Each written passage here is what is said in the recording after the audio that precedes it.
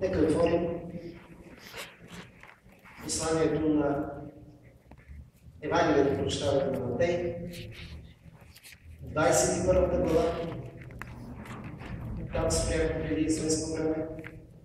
Ще четем заедно 23 стих.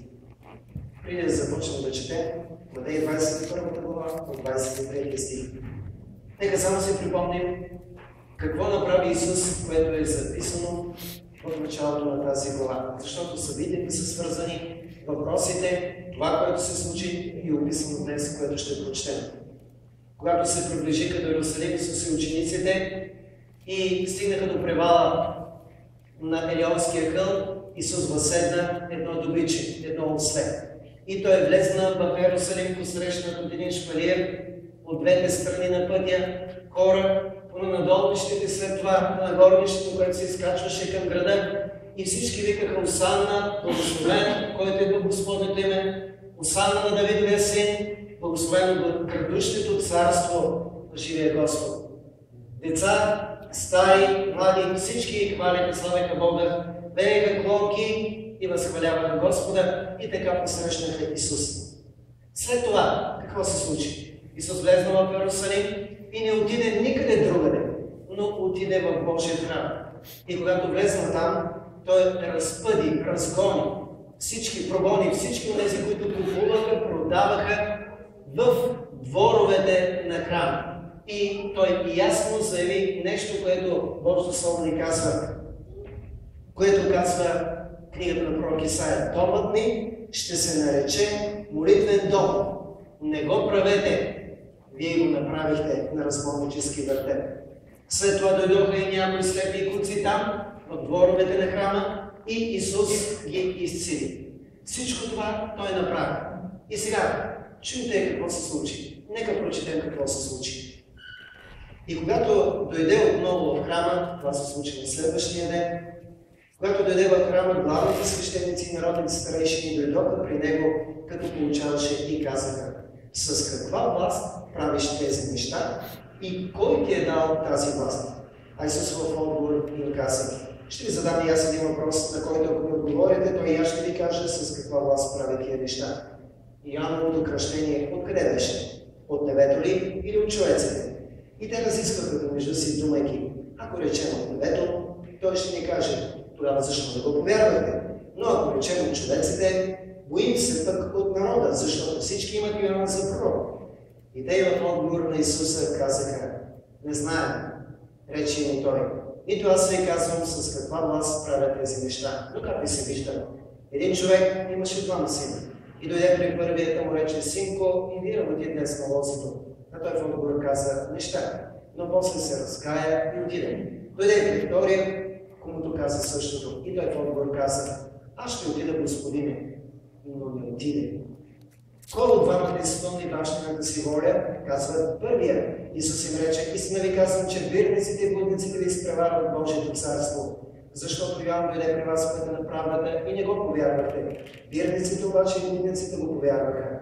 А вие, като видяхте това, даже не се разкаяте от после да повярвате. Амин. Спираме до тук. Когато Исус отново дойде в храма, задават му два въпроса всъщност. И казва два въпроса в едно. С каква власт правиш тези неща и кой ти е дал тази власт?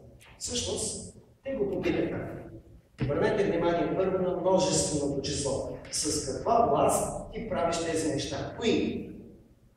Ами това, което се случи от предния ден. Всъщност, те го попитаха: кой ти даде право? Кой ти даде право ти да приемеш поклонението, хвалението, славословието, което ти отдадоха всичките онези човеци, които те посрещнаха на входа на Йерусалим?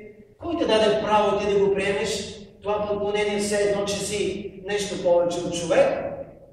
След това те го попитаха: кой ти даде право да разпъдиш всичките онези и да разтуриш масите на среброменителите и да прогониш търговците от храма? Кой ти даде право? Нали, ние сме им позволили. Ние сме свещениците, ние сме книжниците. Те го правят с наше знание. Кой си ти? Кой ти даде това право? Кой ти даде право в дворовете на храма да изцеляваш болните. Това го попитаха. Това попитаха Исус. Кой ти даде право? Вижте как им отговори Исус. Понякога отговора на един въпрос е свързан с друг въпрос.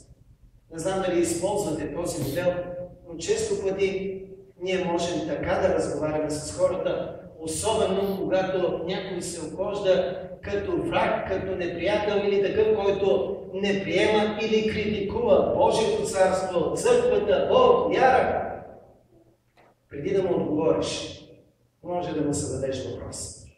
Да обвържеш своя отговор с въпрос. Защо е нужно? Ами защото понякога задаването на въпрос е по-лесно, отколкото отговарянето на въпрос. Тъй, че е много лесно хората постоянно да ни питат, но е по-трудно, когато те трябва първо да отговорят. Много често ни казват, къде е вашия Бог? Ние започваме да се оправдаваме, започваме да говорим, започваме да се опитваме, даже се подготвяме речи в тази посока. А може да стане много по-лесно. Кое е твоето доказателство, че го няма? Кое е твоето доказателство, че го няма? Откъде си сигурен, че го няма? Можеш ли да стигнеш до краищата на Вселената? Можеш ли да видиш дори на повече от 10 крачки от себе си или зад дъгъла дори? Можеш ли да видиш? Много е лесно, когато задаваш въпроси. И Исус обвърза отговора на този техен въпрос. Кой ти даде правото? Кой ти даде властта? С отговора на друг въпрос, който той зададе. Чуйте какво ги попита той. Ние го прочетохме. Йоановото кръщение. Става въпрос за Йоан Кръстител. Откъде беше? Тоест, Исус ги попита. Кой даде право? Според вас, кой даде право на Йоан Кръстител да кръщава с кръщение на покаяние в водите на реката Йордан? И там отиваха всички човеци, всички от малки до големи, бедни, богати, военни дори, спомни си отиваха и се кръщаваха. Даже някои от фарисеите отидоха там, за да се кръстят. Спомни си какво им каза Йоан. Той ги посочи и каза, рожби и хидни, що бягате отидещи виня. И Исус ги пита, кой даде това право на Йоан Кръстител? Ако вие можете да ми отговорите, и аз ще ви отговоря кой ми е дал това право. Защото всъщност Исус им каза нещо, което обаче те схванаха, но не искаха да кажат гласно. Той им каза така. Този, който даде власт на Йоан да кръщава, същия, който даде власт и на мен да извърша тези неща. Да приемат поклонение като на Бог и да направят чудеса, да извърша към болните и в същото време да пропъдя всички от храма и да кажа този храм, моят храм, защото така казва Исаия, ще нарече молитвен дом за всичките племена, за всичките народи. Той ги попита, кажете, откъде дойде правото, властта на Йоан? Те започнаха да разговарят, разбира се, помежду си. Как да признаем, че е от небето? Ако ние признаем, че е от небето, следователно би трябвало да признаем, че това, което прави Исус, е от небето. То не е инициирано от човеци, то няма как да дойде от човеци. Няма как човек да го изпълни или да го сътвори. Не е в способностите, в силата, във възможностите. Само си помислете. Един човек, който излезна от пустинята и викаше и всички от градовете се стичаха и то с една определена цел. Какво? Да отида да получат там нещо. Да признае греховете си. Кой човек е готов да си признае греховете? Обикновено човеците не бързат да си признават греховете. Искат да покажат грешките на другите, но не своите. Спомняй си какво каза Исус. Преди да отидеш да извадиш съчетата от братното си око, първо погледни съчетата от окото на брата си, първо погледни на кредата в твоето око. Тоест, те направиха това, което изглеждаше невероятно. Целият Иерусалим, целият Израел се стичаше, за да си признават греховете. Грешките, които бяха извършили спрямо Иова, спрямо своя Бог. Това може ли да стане човешко деяние? Кой беше този, който ги подбуждаше да отидат всички там в пустинята край реката Йордан? Бог. Святия Божий Дух, който подбуждаше сърцата, умовете на човеците. Кой може да извърши чудеса? Как се вършат чудеса? Възможно ли е някой да направи чудеса? Един Бог само е този, който върши чудеса.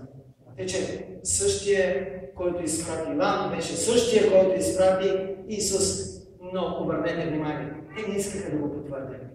Книжниците и фарисеите не искаха да потвърдят. Не искаха да потвърдят нито властта, нито правото на Иван, нито пък властта или правото на Исус. Защо? Защо те бяха толкова ревностни да не почетат, да не признаят властта на Исус или властта на Иван Кръстител?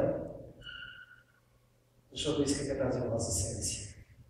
Защото си мислиха, че само те имат тази власт за себе си. Религиозната власт, властта да водят народа. Да, но Исус тогава се обърна към тях, за да им каже нещо повече. И когато те казаха в крайна сметка хитро, се извърнаха и те казаха не знаем. Може да си представите в каква наистина странна обстановка, какво странно положение изпаднаха книжниците и фарисеите. Свещеници, книжници, фарисеи, хората, които бяха най-начетени, най-знаещи, изведнъж казаха не знаем. Не е ли странно това? Тези, които трябваше да знаят всичко, що се отнася до Бога, тези, които трябваше да уловят всяко действие на Святия Дух, минава Йоан Кръстител, те казват не знаят какъв е този и какво прави. Идва Исус и него не знаят кой и какво прави. Това не е нормално. Но те трябваше да премълчат. Защото така беше удобно за тях. Те не искаха да загубят своята власт, нито искаха да я споделят с някой друг. Обърнете внимание как продължи разговора. Тогава Исус им каза, що като вие отказвате да ми кажете кой е получил и откъде е получил правото да призовава на покаяние Иван Кръстител, откъде е получил тази власт и това право. И аз няма да ви кажа откъде съм получил тази власт и това право. Защо? Защото както не признавате Иван, така вие не признавате и мен. И без значение дали ще ви се каже или няма да се каже, няма да го приемете. И за да потвърди тези свои думи, Исус им каза една притча, а след това ще прочетем още една притча. Не знам дали обръщаме внимание, но много често ние забравяме едно нещо. Едно нещо, което е много важно в живота на всеки един християнин. Както беше важно в живота на апостолите и апостолското служение. В живота на самия Господ и Спасител Исус Христос. Когато говорим за власт, когато говорим за право, бих казал, че има три становища или три начина, по които действат християните. Много малък процент, бих казал почти нищожен процент от християните не се възползват от властта, която Бог ни дава, но се ангажират само с това, с отговорности. Би казал, че това е много малка част. Друга една част има, които не искат да носят отговорности, но искат само да носят власт. Само че Библията ни казва, че всъщност ние трябва да попаднем в третата категория на християните. Властта или правата винаги вървят ръка за ръка с отговорности. Не можеш да имаш само власт, не можеш да се товариш и само с отговорности. Властта, правото идва с отговорности. А отговорностите не могат да се носят без да ти бъдат делегирани права, без да имаш власт да извършиш или да понесеш тези отговорности. Тъй, че нещата винаги вървят ред. Искам да ви попитам, даже бих желал да прочета заедно с вас. За малко ще отворим в посланието на апостол Павел към Филипяни и пак ще се върнем отново в Матей.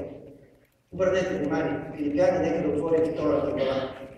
Всички ние знаем каква власт получи Исус Христос. Име, което е над всяко друго име. Апостол Павел спомня ли си, спомня ли си какво каза? Няма друго име дадено на земята между човеци, чрез което да се спасим, освен името на Исуса Христа. Едно име, пред което се прекланя всяко коляно, всеки език, всичко и всеки ще изповяда, че Исус е Господ Бог. Това как ви изглежда или как ви звучи? На мен ми звучи като право, на мен ми звучи като власт. Да имаш име, пред което се покланя всеки. И когото слуша всеки. Това е право, това е власт. Но как е получи Исус тази власт и това право? Нека прочетем втората глава, четем от първия стих. до 11 стих. И тъй, ако има някакво утешение в Христа, или някакво утеха от любов, или някакво общение на духа, или някакво милосърдие и състрадание, направете радостта ми пълна, като мислите все едно, като имате еднаква любов и бъдете единодушни и единомислени. Всичко това апостол Павел казва, че трябва да се случва в църквата. Само че как? Не правете нищо от партизанство или заради слава, но със смиреномъдрие. Нека всеки счита другия по-горен от себе си. Как ви се струва това? Какво означава това? Означава, че не трябва да търсиш само власт, а трябва да има един баланс. Продължава Божието Слово. Апостол Павел казва: не гледайте всеки само за своето, но всеки и за чуждото. Не казва, обърнете внимание, някой тук започва този стих и казва: не си гледай само своята работа, но се бърка и в чуждата. Не. Стихът иска да каже следното: не гледай да се движат само твоите дела. Искате ли да ви попитам, всъщност, когато носиш отговорност, за кого носиш отговорност? Или когато трябва да понесеш отговорност, за кого? За теб? Не. Ти не носиш отговорност за себе си. За себе си ти с удоволствие извършваш всичко. Когато говорим за отговорност и за товари, става въпрос за нещо друго, което не е свързано с тебе. И точно това казва апостола: своите неща ги движите добре, но станеш ли християнин, трябва да движиш Божиите дела като цяло. И да помагаш на другите, които в някакъв начин или степен са по-слаби от тебе, духовно, плътски или по друг начин. И той казва: не гледайте всеки само на своето, всеки и за чуждото. Тоест, помагайте на себе си, но помагайте и на другите. Имайте в себе си същия дух, който беше в Христа Исуса. И какъв беше Христовия дух? Раздава заповеди и повеления, раздава заповеди и повеления. Това ще направите, това ще направите, така ще направите, там ще отидете, това ще кажете, това няма да казвате. Това ли направи Исус? Нека прочетем. Имайте в себе си същия дух, който беше в Христа Исуса, който като беше в Божия образ, пак не счете, че трябва твърдо да държи равенството си с Бога. Можеше ли да държи равенството си с Бога завинаги? Можеше. Той беше още в самото начало при сътворението. Спомняме ли си, когато на 6-тия ден в книгата Битие, 1 глава, когато сътворяваше човека, Бог какво каза? Да направим човека по нашия образ, по наша прилика и подобие. Защо по нашия множествено число? Отец, Син, Святия Дух. Винаги в едно. Тогава може ли той да държи това равенство? Так. Не счете, че трябва да държи равенството с Бога. Но се отказа от всичко, като взе на себе си образ на цар. Да, казваме, не. Взе образ на слуга. Виждате ли сега? Защо Исус получи толкова много власт? Защото взе и голяма отговорност. И коя беше тя? Взе твоите и моите грехове. И да ги прекове на кръста. И да понесе цялото страдание, цялата болка, цялото отхвърляне заради теб.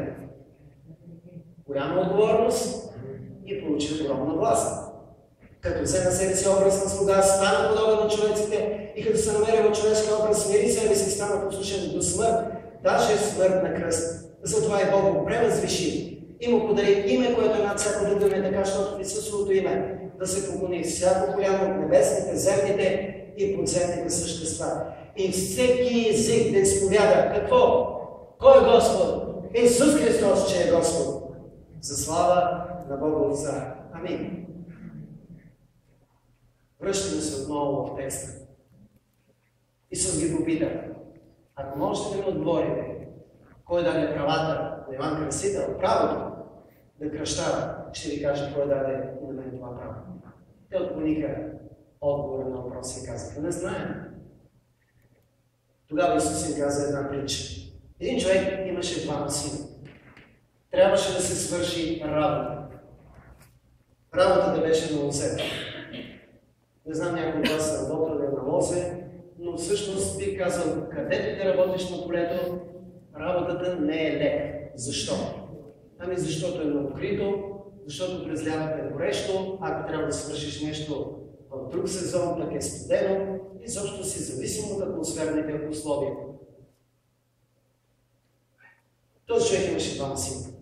Моли първият да отиде да свърши работата. Какво каза той?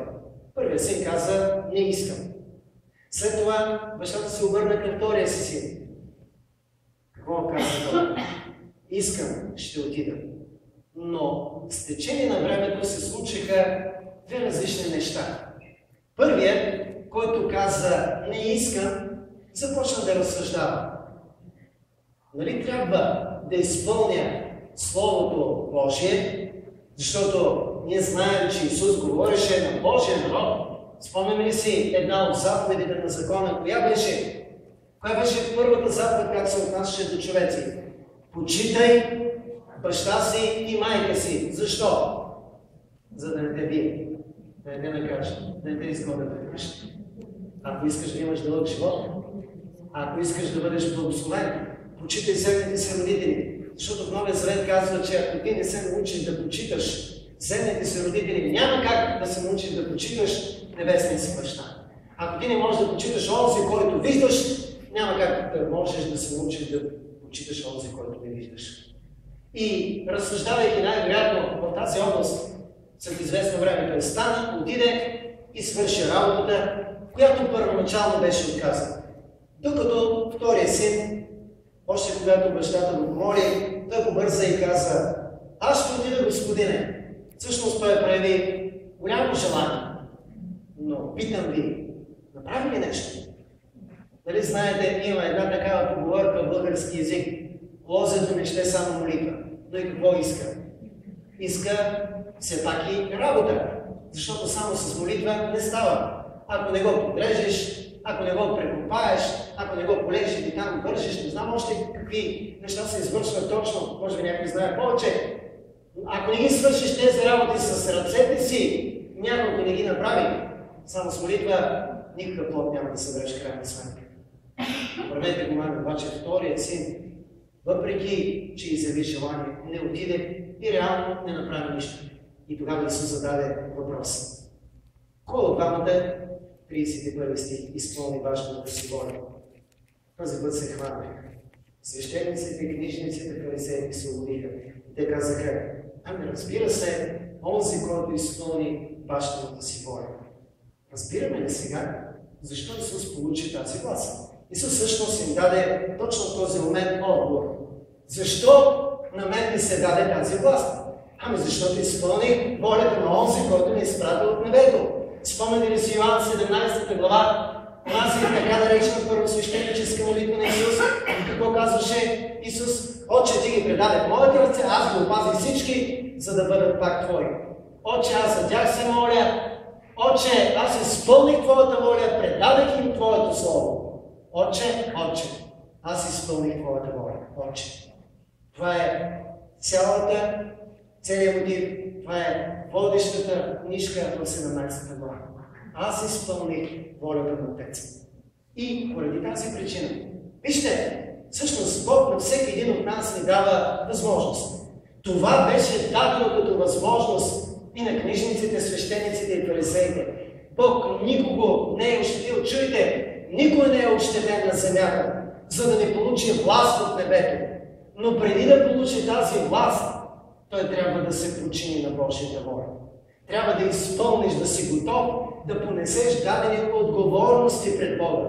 Бог не делегира права на някой, който не иска да носи никакви отговорности. Спомняте ли си Исус, когато казваше неколкократно горковам книжници и фарисеи, горковам книжници и фарисеи. Спомняте ли си как да обвиняваше Исус? Не искате дори с пръста си да помръднете никаква работа. С един пръст работа може ли да се свърши? Може би най-много да се почешеш.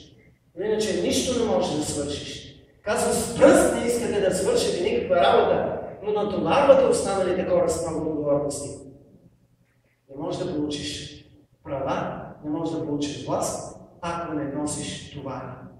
Това е валидно и за нас днес. Ако искаме да бъдем благословени в дейността си като християни, поеми някакъв товар в църквата, молитвен товар, физически товар, материален товар и го носи. И тогава ще видиш, че Бог ще ти даде и от своята слава, и от своята сила, и от своето могъщество. Защо? Ами защото ти работиш. Нали знаете какво казваше апостол Павел на солунците? Спомняте ли си второ солунци? Който не иска да работи, няма и да се храни. Защо човек получава заплата, когато работи? За да може още да работи. Защото за да може на следващия ден още да работиш, ти трябва добре да се нахраниш, да се заситиш, да се отпочинеш. Затова ти е нужна топлина, светлина, легло и там всички удобства. И тогава на другия ден ти ще отидеш и пак ще се трудиш. Разбираме ли защо? И кога Бог ни дава благословенията, силата, могъществото, властта в нашите ръце, когато ние употребяваме за Негова слава. Когато работим, ако не работиш, защо да ти се дадат небесни ресурси? За да може да стоят само пред тебе. Спомняте ли си онази притча за онзи неразумен, глупав слуга, комуто беше дадено един талант? И той какво направи? От мързала си и леността си го зароби. И какво му каза господар? Ей, от всичките трима ти постъпи най-добре. Не беше така. Всъщност, гласът на господаря беше: зли и лениви, мързеливи слуго. Зная си, че ще трябва да даваш ответ и отговорност. За какво? За работата си. Само че работа няма. Разбираме ли сега? Исус им каза: аз съм от този, който изпълни бащината си воля. И за това съм благословен. И за това имам тази власт. И затова имам това право да бъда посрещнат като цар. Имам правото да разпъдя всички от този дом, защото това е моят дом. И ще бъде молитвен дом. Аз имам правото да изцелявам. Аз получавам тази власт отгоре. Амин. Исус продължи още с една притча. Чуйте друга притча. Имаше един стопанин, който насади лозе. Огради го с плет, изкопа в него лин и съгради кула, и като даде под наем на земеделци, отиде в странство. И когато наближи времето за плодовете, изпрати слугите си до земеделците да приберат плодовете му. А земеделците хванаха слугите му, едно го биха, други го убиха, а други го с камъни занерваха. Пак изпрати други слуги, по-мнозина от първите, и на тях сториха същото. Най-после изпрати пред тях сина си, като думаше: ще прочетат сина ми. Но земеделците, като видяха сина, рекоха помежду си: това е наследникът, елате да го убием и да присвоим наследството му. И като го хванаха, изхвърлиха го вън от лозето и го убиха. И тъй, когато си дойде стопанинът на лозето, какво ще стори на тези земеделци? Казват му: злосторниците люто ще погуби, а лозето ще даде под наем на други земеделци, които ще му дават плодът на времето му. Исус им каза: не сте ли никога прочели в Писанието тази дума? Камъкът, който отхвърлиха зидарите, той стана глава на ъгъла. От Господа е това и чудно е в нашите очи. Затова ви казвам, че Божието царство ще се отнеме от вас и ще се даде на народ, който принася плодовете му. И който падне върху този камък, ще се смаже, а върху който падне, ще го тръсне.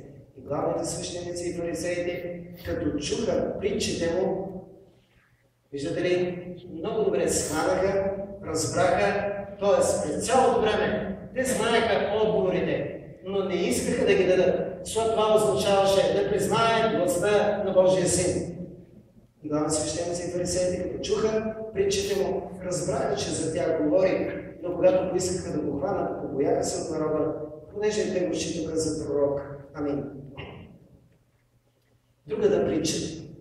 Най-вероятно не знаем как са разтълкували тази притча, но можем да приемем някакво такова становище относно тези, би казал, 7 преобраза, които са споменати тук.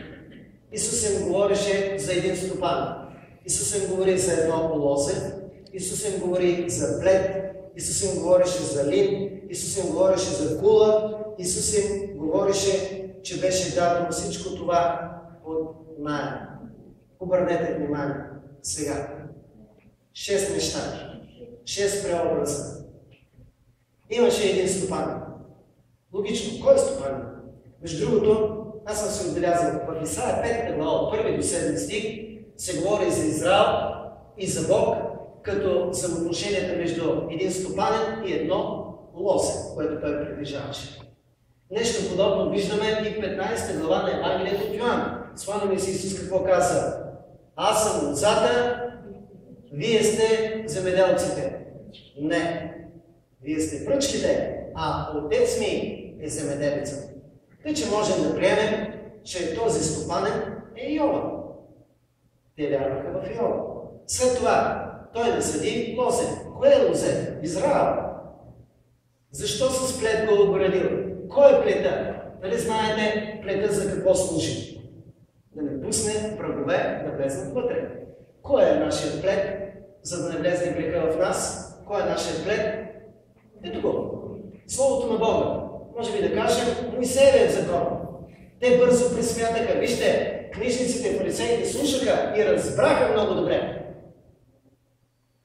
Ами кой е линът? Какво се слага в лина? Грозето, плода. Какъв трябваше да бъде плода? Ами хваление, ами примерно молитва.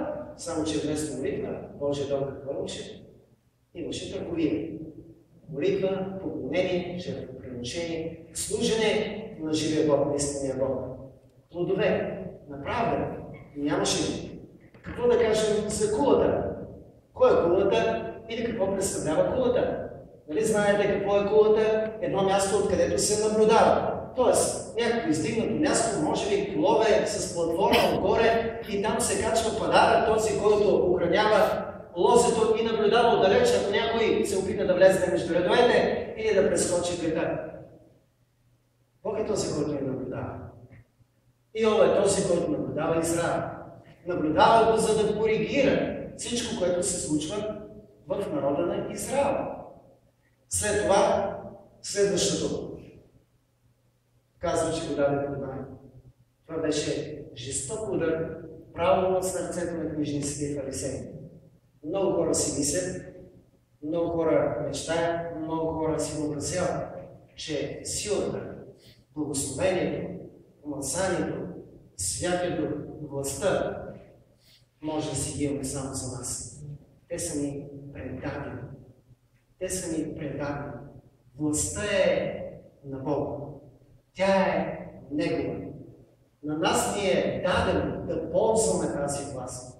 Да имаме някои привилегии, но това ни е предадено. Всичко иначе идва от Отца. Всичко принадлежи на Отца. И всъщност, ако приемем този ред на тълкование, как изглеждат нещата сега и защо толкова много се засегнаха книжниците и фарисеите, когато чуха тази притча и тази история? Ами, те препознаха себе си. Всъщност те разбраха. Лозето Израел е било дадено на нас под наем, а ние си помислихме, че това е наша собственост. И ще се правим с него каквото си искаме. Бог казва, че това ще бъде молитвен дом според Исаия, а ние го направихме като разбойнически вертеп. Това възможно ли? Допустимо ли? Не е допустимо. Ние сме наематели, ние не сме собственици. Ами плодовете, когато Той очаква плодове от нас, можем ли да задържим всички плодове за нас? Кои бяха плодовете? Славата, величието, благодарността. Нали знаете на кого отдаваха? Не на Бога. Хваляха книжниците, садукеите и фарисеите. Хората им се кланяха, като ги виждаха по улиците. Даваха им първите места в синагогите. Тези, които трябваше да слугуват на останалите, всъщност се превърнаха в господари. Нещо, което Бог не им беше казал да сторят. И Исус ясно каза, Бог изпрати и пророци, и пращаше, но нито един не послушахте. Накрая изпрати и своя син. Само че вие си помислихте, че можете да убиете сина и да вземете наследството. Не става. Не става, ако не си законно припознат като син, като дъщеря. Нищо не може да придобиеш от небето. Ти трябва да си законен син или дъщеря. Само законният наследник може да получи наследство. Никой друг. Това бяха просто наематели. Някой от вас дава жилище под наем, примерно, или имот под наем. Остава ли си твой? Завинаги си остава твой. Докато не го продадеш, докато не напишеш някакъв нотариален акт да го предадеш някому, то си остава твой. Може да бъде дадено под наем, но то си остава твой. И ти имаш права. Пълните права над него.